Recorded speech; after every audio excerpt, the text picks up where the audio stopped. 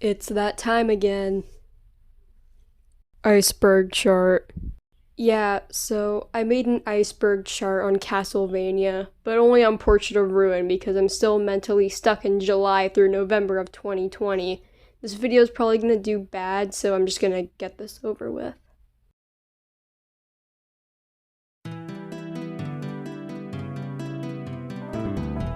Okay, so Charlotte, Jonathan is a quote from the game. It's probably the most memorable part because this plays whenever you switch characters. Charlotte, Jonathan, Charlotte, Jonathan, Charlotte, Jonathan, Charlotte, Jonathan. Stella and Loretta aren't Bronner's daughters. When Stella and Loretta get introduced, they're said to be the twin daughters of Bronner, the antagonist. But after you fight Stella, she drops a locket, and turns out her and Loretta are actually the daughters of Wind, a different character. Oh, and speaking of Wind is Eric Lacard. The character Wind is revealed to be the ghost of Eric Lacard, the second playable character of Castlevania Bloodlines. He's seen at the end of Sisters mode, and he also just outright says this in the game. Richter and Sisters mode are two similar entries that I'm gonna fuse together. They're both alternate modes you unlock after beating Dracula. Sisters mode actually kinda has a story. It involves Stella and Loretta trying to find their dad. Of course, it doesn't go well. Richter mode is more of the same. There's no story, but it's basically the same as normal mode, just with Richter and Maria from Rondo of Blood. The Nest of Evil. This is a secret area that you unlock after getting 888% of the map covered. It's more of an endurance test more than anything, and once you beat it, your reward is the Greatest 5, the best partner spell in the game. Sanctuary is a spell that you need to beat the game. You find it in the sandy grave underneath a staircase. You need to use it to cure Loretta and Stella, and you also use it on Vincent, but who cares? Door closing sound effect. Similarly to Super Mario 64 DS, if you shut your DS with the game running, it'll make a door shutting sound. Alucard Spear. This is the best weapon for Jonathan. You get it from a quest that requires you to master the Javelin sub-weapon. And yeah, this is the same spear that Eric wields in Bloodlines, just without a translation error.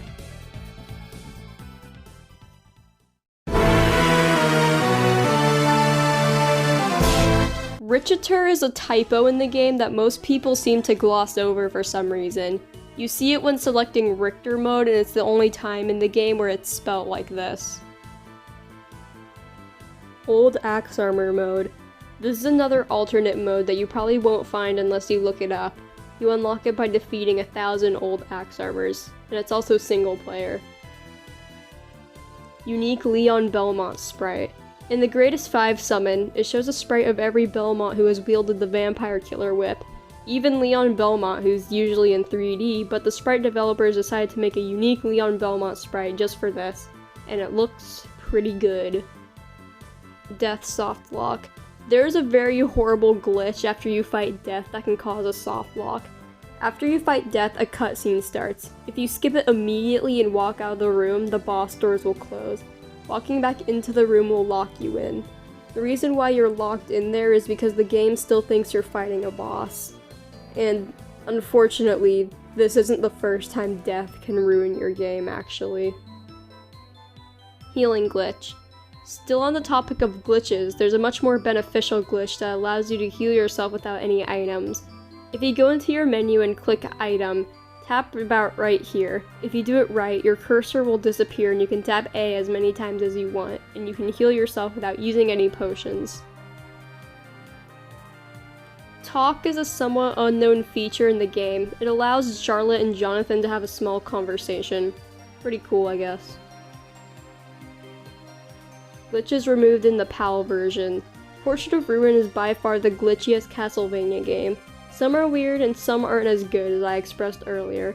All these glitches are present in the American release, so if you have an American copy, you can do all of them.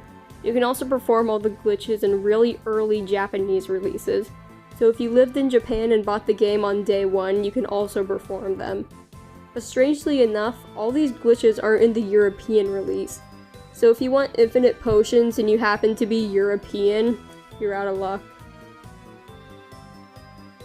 Bakery in City of Haze.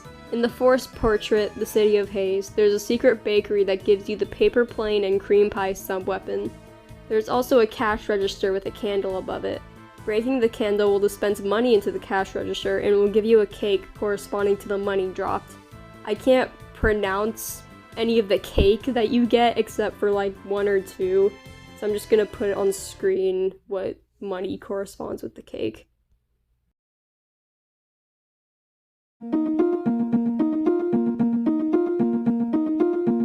Solo Maria mode that's impossible to beat.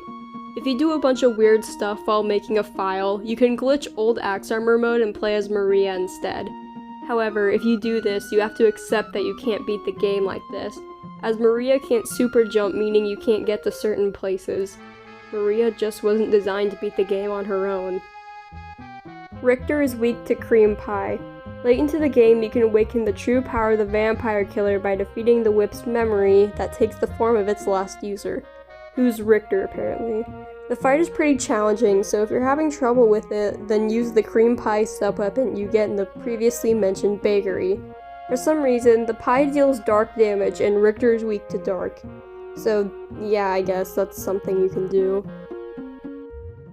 Old trailer where everybody talks. This one doesn't need much explaining. There's an old trailer for Portrait of Ruin where the cast speaks in full sentences. Who are you calling a kid? I'm Jonathan. Well, excuse me. If you're from the church, then remember this. I alone will take care of you. Huh. Dracula, you say?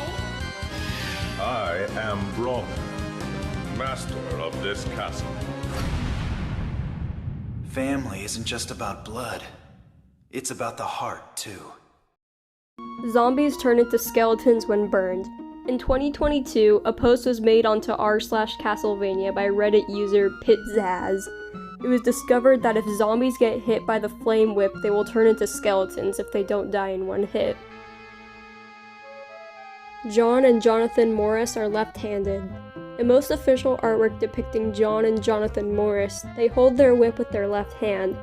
This is mostly shown with Jonathan, as there is only one picture of John holding the whip with his left hand. So, he might be both-handed, or if you want to be technical, ambidextrous.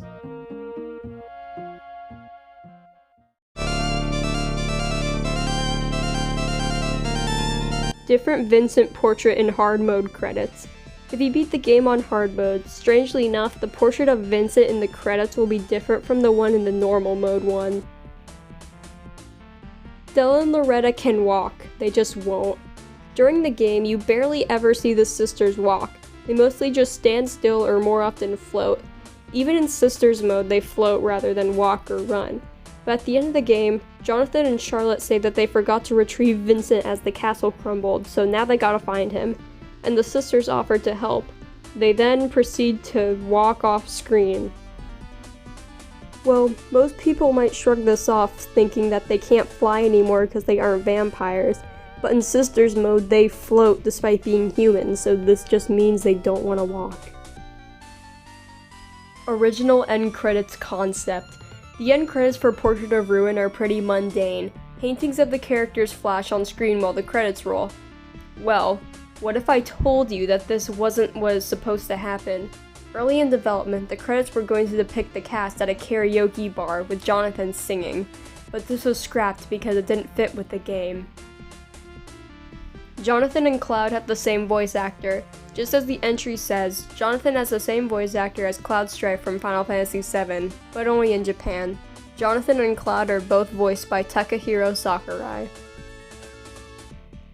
Portrait of Ruin socks. Portrait of Ruin didn't get much merchandise, just like most Castlevania games. But in 2007, this picture was discovered, which depicts a pair of Portrait of Ruin socks. The picture was found on an old MySpace account.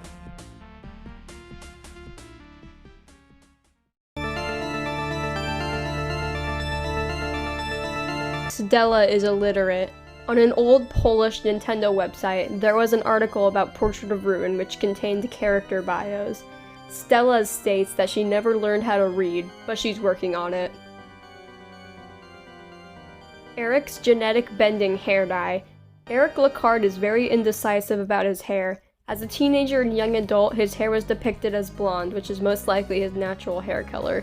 But in Bloodlines, his hair is green. And I guess he didn't like that because then he dyed his hair dark purple. This dye changed his DNA because the sisters came out with natural purple hair. Charlotte hates horses. In the same Polish character bio, it states that Charlotte has a fear of horses because at the age of 6, she got trampled by one. Vincent is a Charlotte and Jonathan shipper. If you have both Jonathan and Charlotte out and you're standing in Vincent's shop, you can trigger a character interaction. Depending on who you're controlling, you can pose in Vincent's shop, and if you hold it for long enough, Vincent, Charlotte, and Jonathan will talk. Vincent expresses how jealous he is about the apparent romantic relationship that Charlotte and Jonathan have. They will either respond in unison, or Jonathan will say that he sees Charlotte as his little sister. The perfect couple. I'm slightly jealous. Vincent, you're scaring me. Rhythm game beta. In 2007, Konami was planning on making a Castlevania spin-off game for the Wii. Originally, it was going to be a rhythm game for Portrait of Ruin. It was simple, you'd tap to the beat of the songs, but later on it was scrapped and they made Castlevania Judgment instead. Lunchable and YoPlay sponsor. In 2006, to promote the game in America, Portrait of Ruin branded Lunchables and YoPlay yogurts were released. The Lunchables were nothing special but a simple promotion on the box, but YoPlay took it a step further and made up a whole brand new flavor called Vampire Tears. Turns out it wasn't anything new, it was just their normal raspberry flavor but the yogurt was more red. No pictures remain, but I made a mock-up for the yogurt. Irene. This is a very interesting one actually. Irene was a scrapped third playable character. She was similar to Maria in the sense that she's a little girl going around fighting monsters. She's a 10-year-old girl who specializes in heavy swords. She was also going to be the third child of Eric Lecard. She was originally going to join your group after beating Stella, and Eric would recognize her after you go back to him in order to show him the locket. She was scrapped due to time constraints.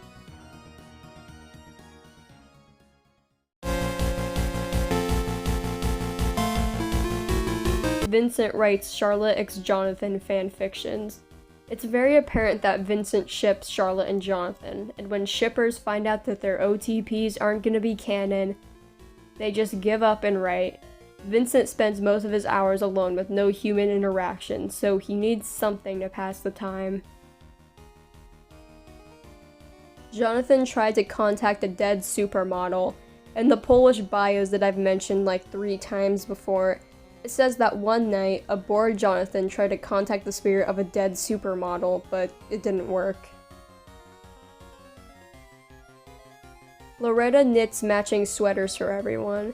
There is a scrapped epilogue that was going to play after the end credits. It was a text box from Loretta.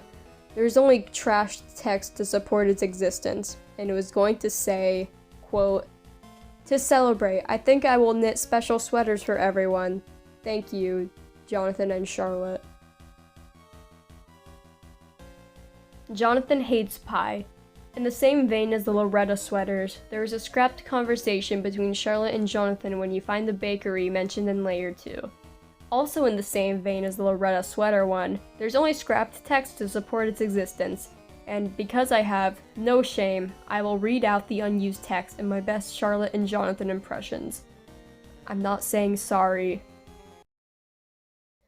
Okay, quote, "They only have pie here? Man, I'm staying far away from those. Jonathan, are you dumb? Clearly it's all cake. Oh, you're right, I wasn't looking close enough."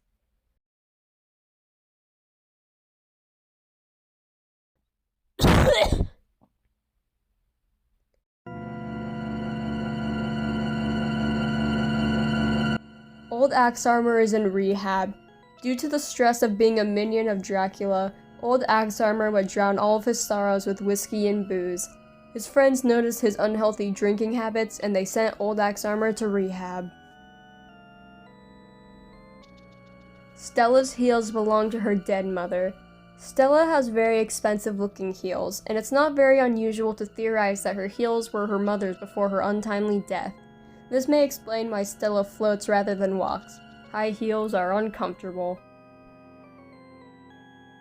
The vampire killer contains copious amounts of lead. The vampire killer is a dangerous whip, not only because it's a weapon, but because it contains lead. Like, a lot of it. Since the whip is mostly used by the Belmonts, throughout the years the lead stopped affecting only them due to their bodies basically rewiring themselves to fight off the lead. This is why those who use it die young. The only exception to this is Jonathan, who killed the whip's memory and inherited the lead immunity. Bronner is Orlox's brother. Bronner and Orlox are both bald, meaning that they are blood related. This bald equals related rule also applies to every other bald Castlevania character, so Zed, Orlox, Bronner, and Hammer are all relatives. Wind makes great lemonade. After Eric Lacard died and wandered the castle as a ghost, he became bored and decided to master the process of making lemonade. There is a scrapped quest in the files called Bitter Reward, where you are told to retrieve 5 lemons and bring them to Eric, and the reward was a lemonade item. This quest, along with lemons and lemonade, were scrapped. This because the drop rate of lemons were too low, and the developers thought that going through all that trouble for a crap reward wasn't worth it.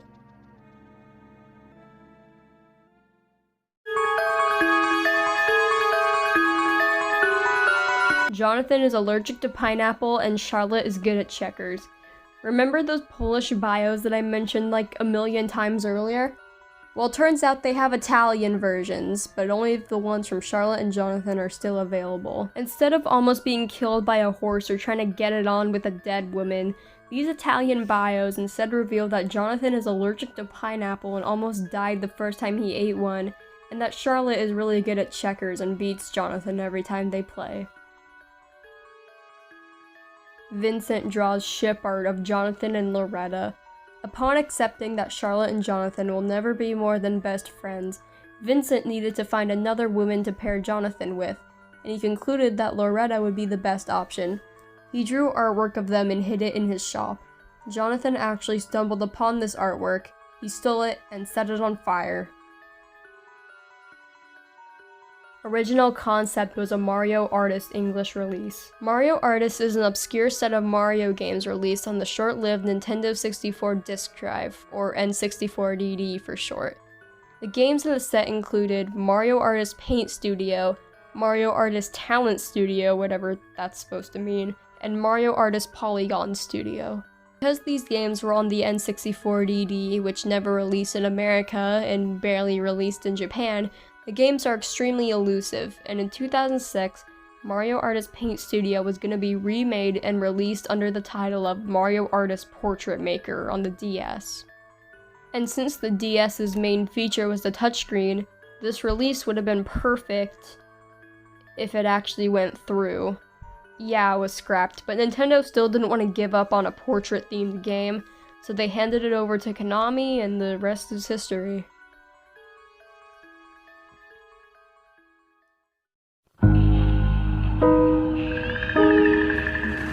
Old Axe Armor has relapsed. Loretta's voice is fake. Loretta's voice is very high, and compared to her sister Stella, she dresses less maturely. This can imply that Loretta strives to look young, and I guess she doesn't want her voice to get deeper later in life, so before going out in public, she inhales a small bit of helium in order to sound young. Only Stella knows she does this. Heat Shade. Instead of Old Axe Armor mode, there is going to be an alternate Heat Shade mode. The Heat Shade would just be a reskinned Stella model, just red and would shoot fire, but for unknown reasons this didn't happen. Jonathan was going to call people buttholes. Okay, so for some reason, early in development, Jonathan was going to have a catchphrase, but it wasn't really a catchphrase, more of just a running insult. He was going to frequently call people buttholes. He was going to call Wind a butthole, Stella a butthole, Death a butthole, and Dracula a butthole, as far as I know.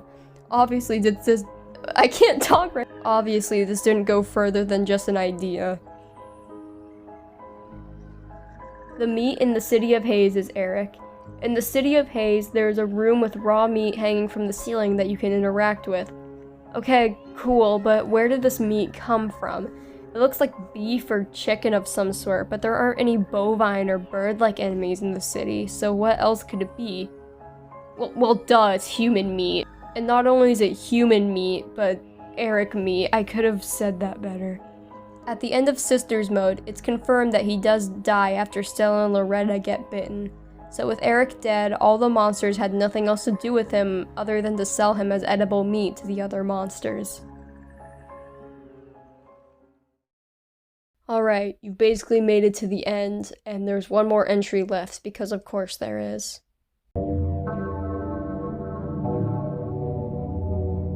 Portrait of Ruin video with roleplay in the comments. Okay, I'm just gonna jump straight to the point here.